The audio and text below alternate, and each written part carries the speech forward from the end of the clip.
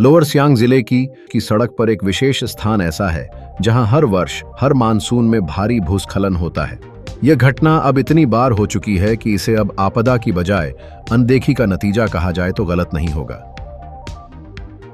जब भी जून जुलाई में बारिश शुरू होती है, इस इलाके की पहाड़ियां ढहने लगती हैं। मिट्टी, पत्थर और चट्टानें फिसलकर सीधा सड़क पर गिरती हैं और देखते ही देखते यह पूरा मार्ग बंद हो जाता है। इस स्थिति का सबसे अधिक असर पड़ता है गांव के साधारण निवासियों पर, जिन्हें इस सड़क से होकर स्कूल, अस्पताल, बाजार या जरूरत के हर काम के लिए गुजरना पड़ता है। यह केवल एक ग्रामीण मार्ग नहीं है, यह सड़क सामाजिक, आर्थिक और आपातकालीन जीवन रेखा है। लेकिन जब यह मार्ग बंद हो जाता है तो गांव का जीवन जैसे थम जाता है।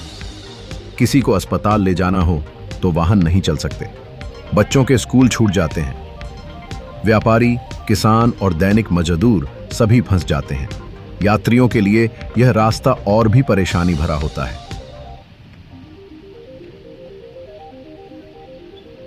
जो लोग बाहरी जिलों या राज्यों से आ रहे होते हैं, वे इसी रास्ते से होते हुए आगे बढ़ते हैं, लेकिन भूस्खलन की वजह से उन्हें कई बार पूरी रात गाड़ियों में ही काटनी पड़ती है। खाने पीने का कोई इंतजाम नहीं होता, संचार की सुविधा बंद हो जाती है और सबसे बड़ी बात, कोई मदद नहीं पहुंचती। अब सवाल उठता है, क्या यह कोई नई समस्या है? क्या यह पहली बार हुआ है? तो जवाब है नहीं, यह हर साल होता है। यह बात स्थानीय प्रशासन को भी अच्छी तरह से पता है।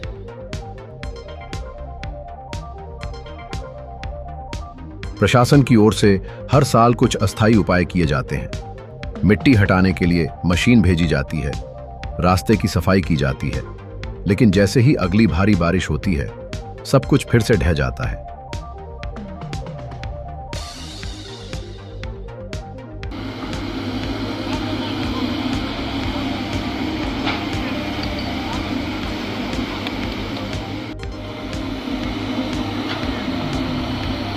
सोचिए, जब कोई बीमार व्यक्ति समय पर अस्पताल न पहुंच पाए, जब बच्चों की पढ़ाई बार बार प्रभावित हो, जब गर्भवती महिलाएं सड़क बंद होने के कारण समय पर सहायता न पा सकें, तो इसे हम विकास कह सकते हैं क्या?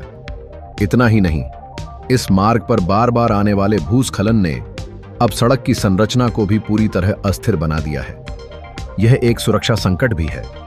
कई बार ऐसी घटनाएं सामने आई हैं जब वाहन फिसलकर खाई में गिरते गिरते बचे हैं।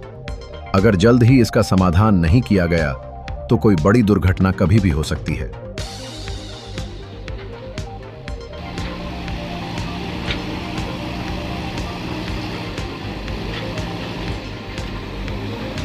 सरकार की योजनाओं और बजट में इस क्षेत्र के लिए कई घोषणाएं की गई हैं, लेकिन जमीनी सच्चाई यह है कि आज तक इस क्षेत्र में कोई मजबूत रिटेनिंग वॉल, कोई सुदृढ़ ड्रेनेज सिस्टम और कोई तकनीकी समाधान नहीं अपनाया गया है। तो फिर आखिर समाधान क्या है? समाधान है इस क्षेत्र की भूगर्भीय जांच कराना, स्थायी रिटेनिंग वॉल बनवाना, सड़क के किनारे जल निकासी प्रणाली, ड्रेनेज विकसित करना और यदि आवश्यक हो तो वैकल्पिक मार्ग की योजना बनाना। इनमें से कोई भी काम असंभव नहीं है। आवश्यकता है राजनीतिक इच्छा शक्ति की और उस संवेदनशीलता की जिससे आम ग्रामीण नागरिक को भी उतनी ही प्राथमिकता दी जाए जितनी शहरों को। आज लोअर सियांग के लोग यह सवाल पूछ रहे हैं, क्या हर साल हमें इसी तरह मुसीबत में जीना होगा? क्या विकास का मतलब सिर्फ पुल और भवन है, या लोगों की जिंदगी भी कोई मायने रखती है?